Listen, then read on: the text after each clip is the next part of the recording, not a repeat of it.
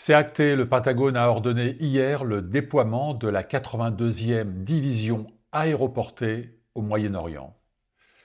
La 82e Airborne, c'est la division parachutiste qui a sauté sur la Normandie dans la nuit du 5 au 6 juin 1944.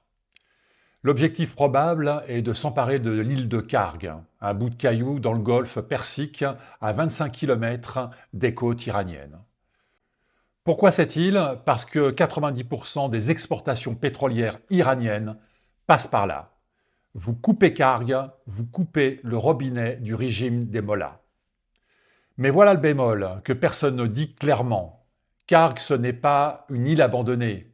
Les gardiens de la Révolution la défendent et ils la défendront jusqu'au dernier homme parce que c'est littéralement leur survie économique qui se joue.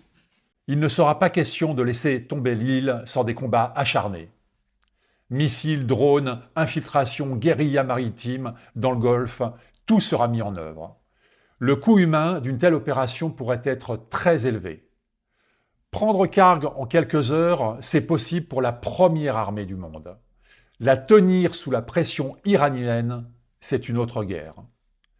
D'un côté, Trump parle de négociations et de paix, et de l'autre, il envoie des parachutistes. Il ne fait aucun doute que prendre Karg, c'est mettre à genoux, sur un plan économique, le régime des mollahs. Tenir Karg sous les missiles des gardiens de la Révolution sera beaucoup, mais alors beaucoup, plus compliqué.